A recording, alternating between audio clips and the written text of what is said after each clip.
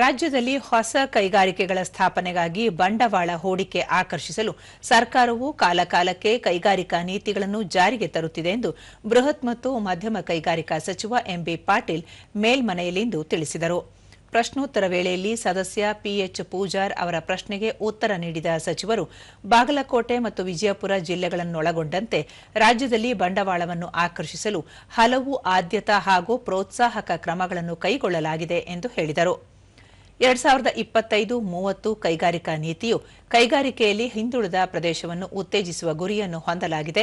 ಕೈಗಾರಿಕೆಯಲ್ಲಿ ಹಿಂದುಳಿದ ತಾಲೂಕುಗಳಲ್ಲಿ ಹೂಡಿಕೆಗಳನ್ನು ಪ್ರೋತ್ಸಾಹಿಸುವ ಉದ್ದೇಶದಿಂದ ಈ ನೀತಿಯಲ್ಲಿ 3 ವಲಯಗಳಾಗಿ ರಾಜ್ಯದ ಜಿಲ್ಲೆಗಳನ್ನು ವರ್ಗೀಕರಿಸಿದೆ. ಕೈಗಾರಿಕೆಯಲ್ಲಿ ಹಿಂದುಳಿದ ತಾಲೂಕುಗಳು ಜಿಲ್ಲೆಗಳನ್ನು ವಲಯ 1 ಮತ್ತು ವಲಯ 2ರಲ್ಲಿ ಹಾಗೂ ಬೆಂಗಳೂರು ನಗರ ಮತ್ತು ಗ್ರಾಮಾಂತರ ಜಿಲ್ಲೆಗಳನ್ನು ವಲಯ 3ರಲ್ಲಿ ವರ್ಗೀಕರಿಸಲಾಗಿದೆ.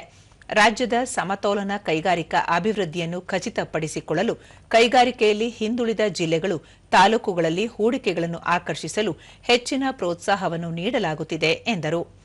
ದೇಶ ವಿದೇಶಗಳ ಹಲವಾರು ಪ್ರತಿಷ್ಠಿತ ಕಂಪನಿಗಳೊಂದಿಗೆ ಕರ್ನಾಟಕದಲ್ಲಿ ಬಂಡವಾಳ ಹೂಡಲು ಸಭೆಗಳನ್ನು ನಡೆಸಲಾಗುತ್ತಿದೆ ಎಂದು ಉತ್ತರಿಸಿದರು.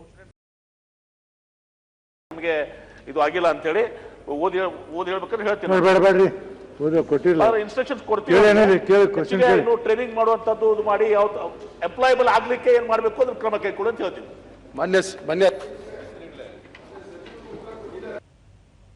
ರಾಜ್ಯದಲ್ಲಿ ಕಾಂಗ್ರೆಸ್ ಪಕ್ಷದ ಕಚೇರಿಗಳ ನಿರ್ಮಾಣಕ್ಕೆ ನಿವೇಶನ ಮಂಜೂರು ಮಾಡುವಲ್ಲಿ ಯಾವುದೇ ಕಾನೂನು ಉಲ್ಲಂಘನೆಯಾಗಿಲ್ಲ.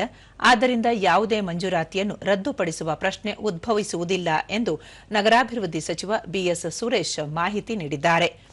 ಸದಸ್ಯ ಡಿಎಸ್ ಅರುಣ್ ಕೇಳಿದ ಪ್ರಶ್ನೆಗೆ ಉತ್ತರಿಸಿದ ಸಚಿವರು, ಕಾಂಗ್ರೆಸ್ ಪಕ್ಷದ ಕಚೇರಿಗಳನ್ನು ನಿರ್ಮಾಣ ಮಾಡುವ ಸಂಬಂಧ ಸಚಿವ ಸಂಪುಟ ಸಭೆ ನಿರ್ಧರಿಸಿದೆ. ತುಮಕೂರು, ಚಾಮರಾಜನಗರ, ಉಡುಪಿ, ದಕ್ಷಿಣ ಕನ್ನಡ ಜಿಲ್ಲೆಗಳಲ್ಲಿ ನಿವೇಶನ ನೀಡಲಾಗಿದೆ. ಈ ಪೈಕಿ ತುಮಕೂರಿನಲ್ಲಿ ಮಾತ್ರ ನಾಗರಿಕ ಸೌಲಭ್ಯಗಳಿಗೆ ಮೀಸಲಾದ ನಿವೇಶನ ಮಂಜೂರು ಮಾಡಲಾಗಿದೆ. ಕಂದಾಯ ಇಲಾಖೆಯಿಂದ ಯಾವುದೇ ತಕರಾರು ಬಂದಿಲ್ಲ ಎಂದು ಸಚಿವರು ಮಾಹಿತಿ ನೀಡಿದರು. ಇಲ್ಲಿ ಇಬ್ಬರು ಸಚಿವರು ಆ ಜಿಲ್ಲೆಗೆ ಸಂಬಂಧಪಟ್ಟವರು ಇದ್ದಾರೆ.